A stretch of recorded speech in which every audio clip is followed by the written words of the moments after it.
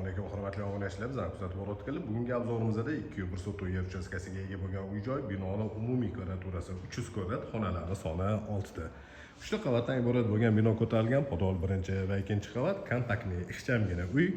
Darvozaxonadan bitta mashina sig'adiganli joy ajratilgan va imoratgacha bo'lgan masofada chap taraf va o'ng tarafimizda zelyoniy zonalari bor.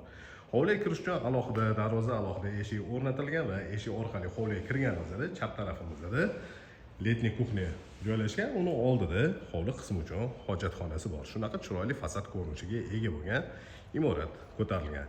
Endi bu ichiga kiramizda xonalar planirovkasi va remontlari bilan tanishib chiqamiz. Uy ichiga kirganimizda o'ng tarafimizda hol bor.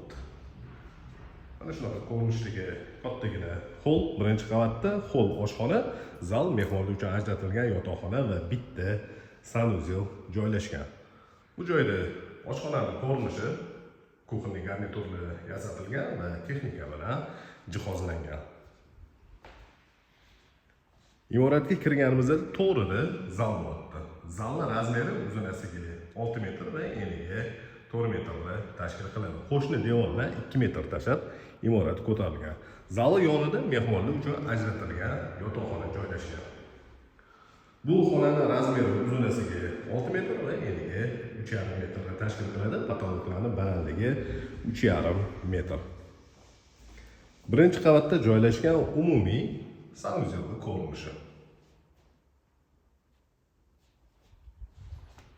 Demak, birinchi qavatda oshxona, hol, zal, mehmonlar uchun ajratilgan yotoqxona va bitta sanuzel bo'ldi. Endi ikkinchi qavatga ko'tarilamiz. Ikkinchi qavatda 4 ta xona joylashgan. Ikkita sanuzel bor. Ikkita sanuzeldan bittasi ota-onalar uchun ajratilgan yotoqxonani ichida va bittasi umumiy sanuzel sifatida foydalanish uchun mo'ljallangan. Ikkinchi qavatga ko'tarilganda o'ng tarafdagi birinchi xonaga kirib kelamiz. Bu xonaning razmeri uzunasiga 6 metr va eniga 4 metrni tashkil qiladi. Ikkinchi qavatda joylashgan umumiy sanuzel ko'rinishi.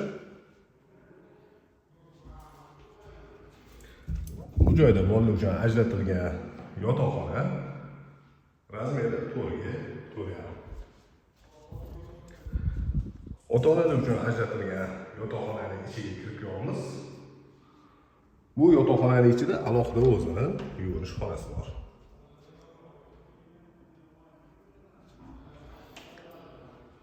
Ikkinchi qavatga ko'tarilganimizda chap tarafda yana bitta kattaroq xona joylashgan.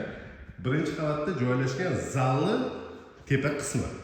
Ikkinchi qavat uchun zal sifatida foydalanish uchun proyekti belgilangan.